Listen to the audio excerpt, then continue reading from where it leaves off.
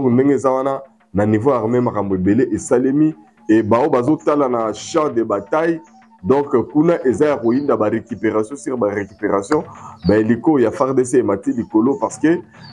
tamulai to vandaki to respectaki c'est le fait mais moko boye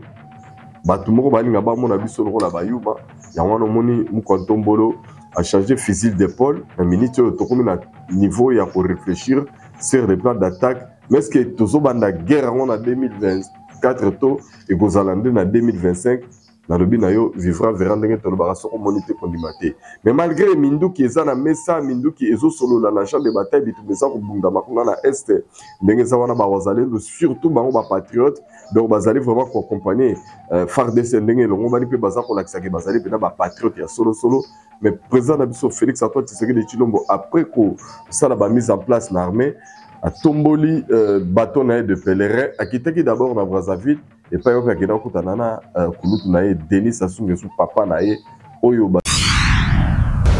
joyeux Noël na ba congolais ya monde entier malgré ba musu baza na ba chrétien te mais ba congolais mais comme ezali ba fête puisque ezana ba ndeko ebele ba congolais ba bisike ebele ba sambelaka parfois ba musu Noël ezaka na chapitre te ezaka na date na bango te. Mais comme ezali quand même bah fête il y a fin d'année, to profiter na bawana, to présenter bango pendant ba meilleur vœu, hein ba ndeko ba congolais bazana bolingo ya Congo na ya ba congolais surtout ba maman ya mokili mobimba pourquoi pas lelo ba papa pe bazala l'honneur, ba jeune bana donc en tout cas ba congolais nyoso bazuli ba ko kolanda biso to présenter bino penza ba meilleur vœu et puis ba chrétien au ba croire na Noël na fête en activité vraiment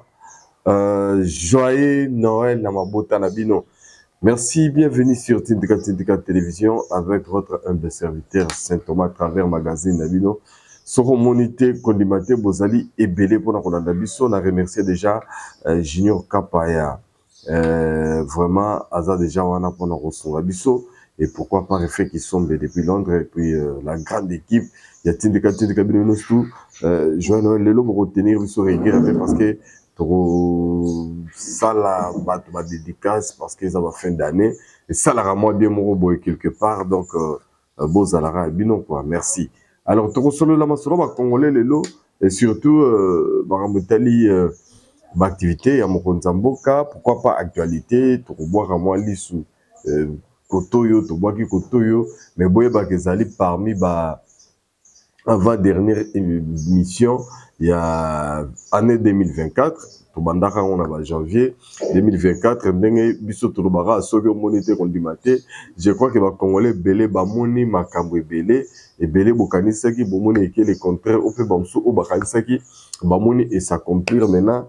cap na espoir 2025 mais est-ce que kokota 2025 est facile? Est-ce que Kobanda pe janvier kokoma décembre 2025 parce que et bien là ba tout kota ki na bango na janvier 2024 mais tozomona que tozosi ça 2025 et bien batikali là je pense directement na day où ils allaient ko frapper famille musicale donc il y a République démocratique du Congo donc Bibembe Misatu et Lali na mort ndenge tozolo baboye artiste talentueux très connu basala batana bango basala batala na bango basala ba œuvre ba compagnie mboka par-ci par-là dans le monde en tout cas ndenge toza boye toza ko présenter ba condoléances surtout na ba famille biologique na bango et particulièrement na ba famille musicale na bango nyonso respectif en commençant par les doyens Okufaki et Bosso ezali Doudou Adula Mbonga ya groupe Zaiko langa ya Josar Nyoka Longo et puis et kolandisama na Ségué Mignon Blaise Bongongo oyo chef d'orchestre ya Wenge BCBG oyo juste kaka accident na mutuka na ye moko mais molimo ekeye kotikala na Inde en tout cas abundana to na batak période mususu ezalaka arataka kosala AVC donc en tout cas Ségué que j'ai eu même ya kosala na ye ba émission à l'époque quand j'étais chroniqueur dans le bar sur monité kondibaté je crois que tokolanda en tout cas tous allez vraiment de cœur la famille Mobimba ya BCBG ya papa Chirurgie Ben Piana Alors, de la même façon, tous en partager Mawali Susu. L'un des artistes, Azaraka présent, il y a orchestre, c'est la Vignora esthétique, il y a Lemba, Bana Lemba Baebi, Christian Dakumunda Newman, Lelo à Bongolaki, Motema, Komaki Nae, Pasteur, Aïbanaki déjà mis na Komwa. Pasteur Christian, Liwaya Segeye, fake news, fausse information, ndengeka ngayo na lobakana ke na Congo zalaka na bato mususu no ba bomba yo za na ona le vivant. Alors ba tambusaki sango ke na yepe azongisaki motema kambi même azaki malade et a profité que ça la coup de voir même na interview et ba annoncé même que na au cours de l'interview que Sege pa Koufi a lobeli pe ba relation ayena Sege ndenge bazalaka pe et puis a présenté puis ba condoléances pour la Sege. Mais tala dimanche matin aye kotika biso mais c'est là actualité ndenge zalaka na Congo soki muto akufi en tout cas ba sujet botaka kili ya ba famille ya makambo asalaka ebona boy eke zongi mais netika na ye petit frère na ye alobi non eloko ebomiye ezali artiste Fabregas tango posté liwa na ye ya fowana. Alors, tellement, oh, bah, le bel liboso, les salariés baissent, mais il y a Fabregas, et ça l'est tellement baisse qu'il a reçu à peu près plus de 200 coups de fil. En tout cas, il a fait taquiller, et puis, il comme il c'est ainsi que nous plairons nos trois artistes, Doudou Adou Bonga, Blaise Bongo, Osege Mignon Maniata, et puis, Christian Dakumuda, il y a l'avenir esthétique, donc Bibembe Misatou, il y a ba Congolais, oh, il y a Kota qui est janvier, mais t'as décembre yango batika le bamoni susu 2025 te on a sabi no bande kona ngai ki tozala na bolingo ya Congo na ba Congolais surtout to senga ka grâce na nzambe mingi a permettre biso tozala vivant et rozala malamu mingi directement tokei une actualité boyebi ke biso mikolo avec le président de la République na biso bato bayoka ki ba sango ndenge ezali boye après o bato musu ba traiter en échec ba musu ba lobengo ezali victoire diplomatique na ndenge makambo salamaka na Luanda rencontre ya président Nabiso Félix Antoine Tshisekedi Tshilombo na représentant légal il y a M23 Paul Kagame Oyo Aseshaki na sommet wana akimaki nae pour bien parler. Alors retour stratégique dans le niveau du gouvernement Nabiso ba mikano belé présence ba décision makasi d'ailleurs kutu bato bazana miso kotala ndenge nga na prévenir kibino na bato balanda ki kana ba vidéo la fois passée que na lobaki prophète Moïse Nengele a une solution militaire Saint-Thomas. Et du coup, on dirait esprit naïe à l'Obakiwana et quand on a un président, du coup, au niveau, il y a armée président a changé, changement total, presque total, dans Moutou, il y a armée, surtout, chef d'état-major général, dans Moya Lelo, et Zali Soussou, Christian Chiwe, était commis, Gilles Banza, Yewanande, a comme chef d'état-major général, dans Bokanabiso, et puis, dans niveau, il y a renseignement militaire, Ndaïwel ne plus, et commis Makombo, Mutakomi wana général Makombo, Yowanande Azui Demiap, et général Ndaïwel y est accueilli comme commandant, il y a force terrestre, donc la permutation et qui ils ont mis à niveau, il y a maison militaire, qu'on appelle, bon wana na niveau, chef d'opération, le général Chiko Chitambwe, à Longo Kota Zalaki na Est, à Ouest, donc Nengezawana, na niveau armé Makambo Belé et Salemi, et Bao Bazo Tala na champ de bataille. Donc, kuna eza ruinda ba récupération sur ba récupération, ba liko ya FARDC et Mati Likolo parce que tamulaï to vandaki to respectaki c'est l'effet, mais ermo boye batu moko balinga ba mona biso lokola bayuma ya wana moni mukontombolo a changé fusil d'épaule na minute to komi na niveau ya ko réfléchir sur les plans d'attaque, mais est-ce que tozo banda guerre en 2024 to et gozalande na 2025 na lobi na yo vivra verra ndenge tolobaka soko monite kondimate. Mais malgré minduki eza na mesa minduki ezo solo na champ de bataille bitu besa ko bunda makunga na est ndenge za wana ba wazalendo surtout bango ba patriote donc bazali vraiment ko accompagner FARDC ndenge longo bani pe baza ko lakisa ke bazali pe na ba patriote ya solo mais président na biso Félix Antoine Tshisekedi Tshilombo après ko ça la ba mise en place na armée a tomboli bâton de pèlerin a kitaki d'abord na Brazzaville. Et pas yoka kina kutanana kulutu na ye Denis Sassou Nguesso papa na ye oyo baza ko solo la malamu penda ba solo la kinini baloba kinini na kei kutu na Blandine Nzovo na cellule ya communication yende mutu azalaki wana alakisa biso elekaki ndenge nini Junior Kapaya ndenge nga nalobaka toujours ke soko monité kondima te lakisa biso Fachi ndenge nini akitaki na Brazzaville akendaki par bateau bokomona yango mpenza donc bateau pena mais liboso cortège pena ozo sentir que sécurité ezalaki na pointe mais Fachi toujours bien accueilli et pas ya ba congolais au bazaka na Brazzaville nalobaka soko monité kondima te et c'est parti.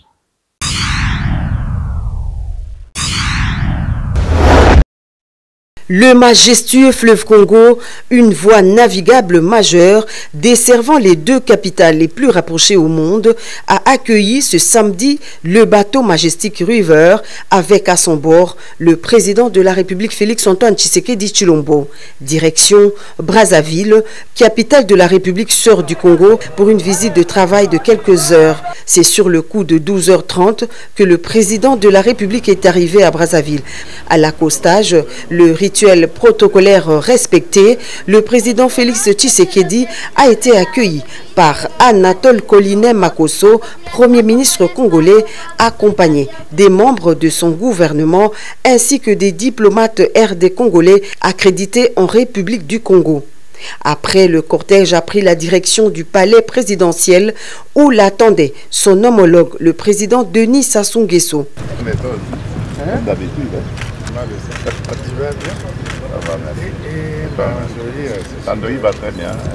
Quelques heures passées en aparté pour un huis clos au cours duquel les deux chefs d'État ont procédé à un large échange de vues sur les questions d'intérêt commun. Félix Tshisekedi Tshilombo et Denis Sassou Nguesso se sont félicités des conclusions de la 10e session ordinaire de la commission mixte spéciale défense et sécurité entre les deux pays tenue du 10 au 13 novembre 2024 à Kinshasa, des travaux axés sur la dynamique de renforcement du bon voisinage.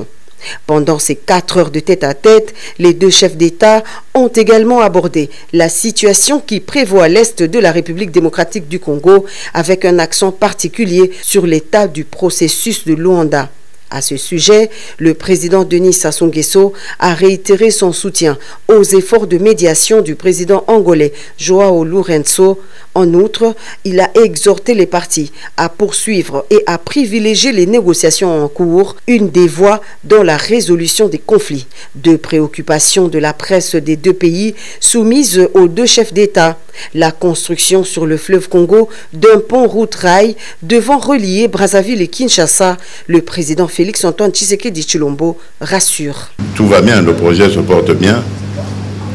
J'ai eu le temps de m'en enquérir auprès du ministre concerné, Jean-Jacques Bouya, qui m'a mis à la page. Et donc, si tout va bien, le 15 janvier, il y aura une grande réunion à Kinshasa, qui sera destinée à harmoniser le régime fiscal et douanier pour pouvoir se mettre d'accord sur les principes et pouvoir enfin démarrer. La question sur le crédit carbone est une stratégie commune à adopter afin de scruter les possibilités pour que les deux Congos, qui partagent en commun la forêt du bassin du Congo, puissent bénéficier des dividendes liés au crédit carbone. Le président Sassou Nguesso répond. Et vous savez que le bassin du Congo est très bien placé sur ce plan, surtout les deux Congos, la RDC. Il y a les plus grandes forêts et les tourbières, et le Congo, puis Brazzaville aussi, qui a sa part de forêt et de tourbières.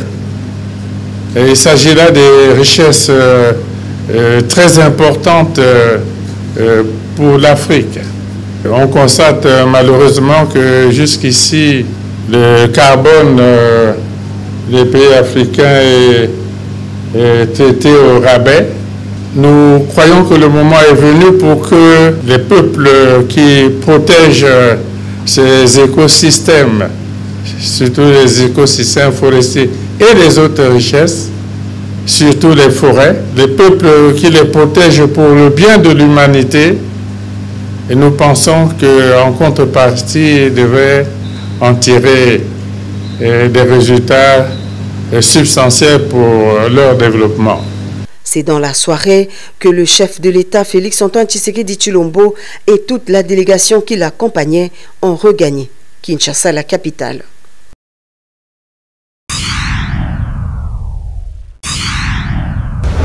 Retour sur ce plateau, merci beaucoup Junior Kapaya, je crois que ça a du plaisir dans Batubé de Baola, Dabiso, Topesi, d'abord Bango, Matondo Mingi, et puis Hervé, na Mama Yohan, Zola, Dabiso, et pourquoi pas Nicolette, moi ça peut me joindre, Noël, na Mama Sarah, Noël, na Maman Nyoso, na Zara, na Bankwa, et pas Nanga, Ndinga, Maman Magui, Maman Baza et Belé, nous allons passer, Bango, Joël, Noël, na Bango, donc ils allaient période Moko. Il y a bisengo période de moko ya ba fête malgré bande comme sous kanenge to solo belawa bango bazana ba matanga na passé pe merve na ba joindre na famille ya vient na tumba collège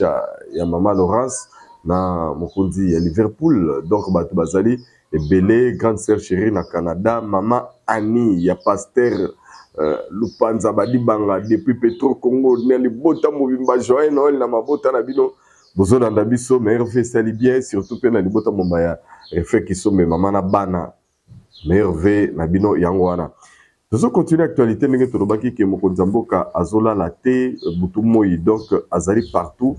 kotambola surtout que après Brazzaville Congo akokita susu na pays mususu ya Afrique je crois que wana bozwa ba masolo nango na ba émission na biso koya et puis boyeba ke arozala na espace Grand Kasai place akolekela ba festivité ezali une étape ya kananga mbujimai chikapa na ezali na meni kuna nina koloba boyebi ke makambo mingi alobaki na ba province kindeki wana ezaki sensibilisation na discours pour motiver ba congolais ko yisa bango makambo etali bien fondé ya changement ou révision à constitution mais cette fois-ci je crois que beaucoup ka langage mususu président retenir devant peuple devant population espace Kasai par rapport à l'agenda, par rapport à ma camonde, il faut bouger partout par rapport à les cas qui na Luanda parce que ce n'est pas un vieux siège la grimace quoi donc et kozala bendabika ndenge tozo continuer koloba ndenge na loba ki na bino à propos ya matanga ya artiste musicien ya BCBG yé en tout cas, moi, ma nostalgie, Zali, franchement, avec ces gains, la routier la bino, extrait à image, à l'époque, tant que ça, la chronique musicale, Gaïna, ma consoeur Virginie Manganga, Virginie Manganga, c'est ça, c'est Gay Maniata, si je ne m'abuse pas, c'est entre 2014 ou 2015, image, on a image amateur, et puis, qualité, mais ce sont les propos oyo to salela ki na émission nande et motiver nga susuna na tuna bino nazaki ko tuna ye soki monara ba pasteur ba sambele est-ce que sambela est-ce que le nini mais c'est quelqu'un qui avait toujours cru en Dieu à croire en Nzambe à kumisaka Nzambe alobela rasir Nzambe donc boyeba ke ezali ba makambo oyo yaka na biso nyonso ye yaye ezaki juste accident mutuka ya ye moko azako guider yango et matele na lokolo ezalaki awa basala opération esimbité mais un de papa chéri JB Piana Tchaki ba moyen mais kuna vraiment eke ko meme na liwa et surtout que azara diabétique encore une fois paix à son âme c'est gay mignon donc ndenge tolobaka nzela wana ezali nzela na biso nyonso mawa mingi la famille musicale malgré naza koyoka polémique et pas un producteur na bango puisque bazaki na concert le 31 décembre oyo na espace Schengen avec Badive Fulampu comme producteur mais naza koyoka ke azako exiger que faut kaka concert beta malgré liwa Schengen parce que salo baluaki moyen ya kozongisa susu mbongo ezate mbela boyi BCT kamaki alors moyen peut pas reporter balobi moyen pété kaka il faut concert beta mais est-ce que JB na famille BCBG mobimba orchestre wana ndenge bazali affecté na chef d'orchestre bangonde akufi est-ce que bakobeta concert wana avant que Sege azala enterré franchement tebite mais Junior Kapaya tiela biso nostalgie à extrait à émission wana je crois tout tournant à l'époque na Voice of Congo et pas à Franco Stimpu qui on a profité pour pesailler ba merveille vraiment et belé alors tout là d'abord tout on a juste après wana ezali lokola cadeau ya Noël et puis condoléances encore une fois na Ségué Mignon, Alain Pella, Gisèle Pella, Bourron Pella, Ronsard Kanza, Emani, donc baza une grande famille Penaïza qui est un peu proche là-bas quelques-uns, mais on attaque Bakomboana. Vraiment, encore une fois mes condoléances. C'est parti.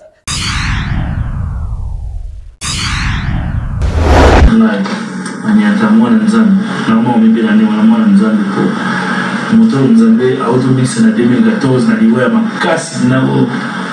akola mo bena botamu sone na ngome dizaine mais Nzambe pasteur mo bosomo l'assemblée avec le temple to moni mikolo pasteur mo l'assemblée la toi c'est na so mami c'est mami ana bandana ana itamo comme na bandana on sait wana na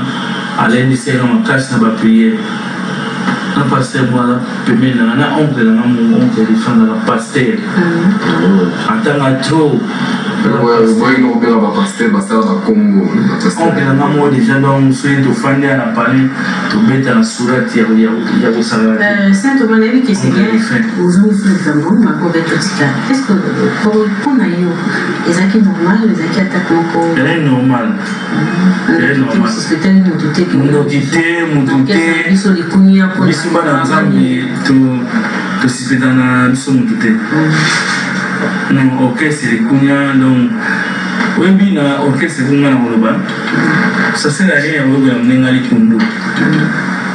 présenter la kabeli jidol na concert na mshuto bete na Palm Beach akabeli Jimmy Weston ya trip webi za combien j'ai voté dans mon palais si allez na concert kabeli jidol na wolbelo image wana au Instagram akabeli Weston et puis akabeli ministère va n'aller au pas venir ici qu'est-ce que son nom repose en paix il viking qu'est-ce après akabeli be sur golf tant akabeli tri tant présent là d'abord à concert na la yona arati triple bon avant de nous selon na asale rokine vraiment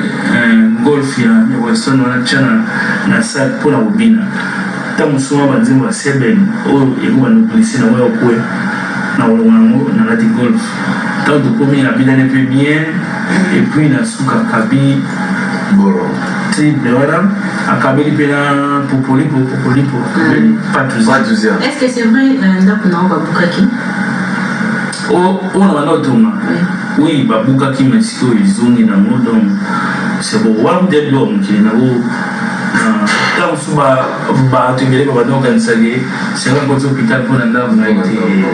ya l'homme qui na ngali boité na le logoté na nimate na hosto matanda na rien mais les lots na effort ya mwana mobali abundana lipa na tumia.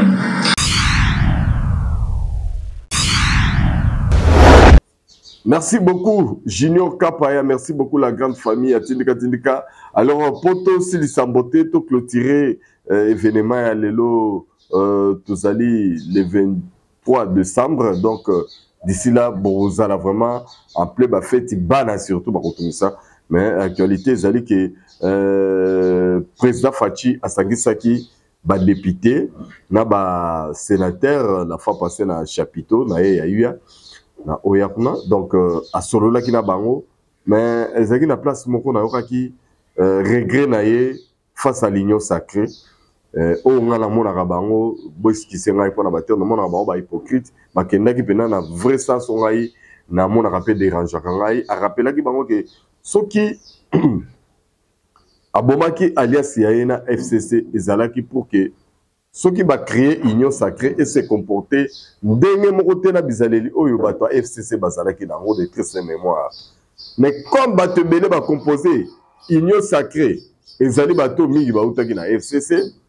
président constaté que bango makambo mingi bawelaka ezali ba poste na ba privilège na ba positionnement na bango makambo teli peuple bazali pena donc moi kara ezandambo on a bien ceux qui totalement bien depuis ba créer union sacrée lelo ceux qui botali bien ba politicien ne ba changer ba position bazui ba santé politique, bazui ba poste, ba tiani ba na bango, mais côté pena peuple moins négligence na yango, mokonzi mboka lobi boye. Désormais, présidium wana union sacré et rozala subongo te présidium wana zakana banani parce que bango nde baza la base ya makambo ekomi. Présidium wana ezalaka composé na Augustin Kabuya, ezalaka composé na Jean-Pierre Bemba, ezalaka composé na Vital Kamerhe, Bahati Lukwebo, na Mbosso, na Sama Lukonde. Bango wana 6 personnes oyo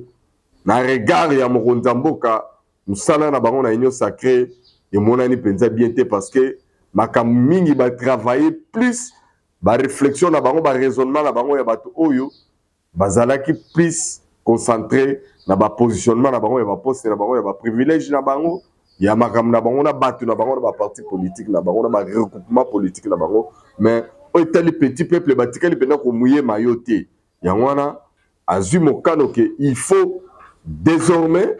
ba président ya ba regroupement politique na quelques personnalités mususu il faut ba kota na président mwana pona ko élargir union sacrée ko pesa ngo vision mususu o kozana na ba impact solide na kati ya population wana ezali mikano o mokonzi mboka azwaki devant ba député et sénateur ya union sacrée o bazali ko composer majorité o ezali ko accompagner. Je crois que les jours à venir bato mingi bakomona ke mokonzi mboka ko changer pena façon na ba méthode ba makambo belé na niveau pratique et puis il ça la passe na bato belé mais beaucoup supporter parce que ça a droit et erreur cette fois-ci les alliés dernière carte naé alors on a choisi na makambo belé et puis ba décision makasi so bomona ozo zoma boka moité les alliés détermination parce que yé pour naé il faut que le peuple d'abord et se faire sentir tant que se faire sentir te à romona ke a ça l'année le côté parce que bo pesa image wana makambo mingi aza kobimisa ba fond eza ko chama pona makambo sala bien pour que peuple là se pela mais mingi boza ko profiter nango ko sala ba rétro commission ba passation ba marché musale ko sala mais eza l'impact eza ko mona na te mais mosolo e ko bima aza na volonté politique mais bilo bozali ko rendre mauvais service wana ezali maloba ya IMA côté mususu ezali feto IDPS Augustin Kabuya asengi na ba militant ba membre ya IDPS balimbisa bandeko na bango oyo bakamata ki mokano neti ba créer dédoublement ya UDPS alobi bazonga na ndako bazali bana ndako ba tenir bango rigueur te ezalika bato motema mabende baza ko tia basongi songi ya ko déstabiliser to ko diviser mais sinon ya za na ye wana azali cœur ouvert azali pona bato nyonso souci ezali kaka ya ko accompagner chef de l'état na éviter ce message wana est-ce que bandeko na réellement bango nyonso bazongi na ngambu ya ye Augustin Kabuya to moko bazaka ko mirmire bazaka ko yimaima nini yango eza ko batama na sima ya communication yo mikoleko ya de ko pesa biso ba leçon encore une fois bonne année joyeux Noël na mabota na bino et surtout na bandeko nyonso bazwi libaku ya kolanda ngai merci mingi na maman Yohan notre consultant depuis Bruxelles merci mingi na maman Laurence avait dans la tumba kolesha maman ni ya pasteur Lubanza. Merci mingi na pasteur André Kobe joyeux Noël na mabota na yo base na ngai papa Maurice Toko joyeux Noël depuis États-Unis na mona ki déjà grand prof depuis donc Arizona toujours donc tozana bino maele tozali vraiment ko se contrôler tozali ensemble merci na yo Junior Kapaya ya mama Fallon ndongo zolanda biso sali biso plaisir ya kosakana te na libota mobimba Franco Rifeki Sombe bandeko nyonso bazoki libako kolanda biso partout aux Congolais vraiment nzamba pambola bino bobo sana évangile te bolingo ya Congo na ya ba Congolais surtout soko monité kundimate bye bye.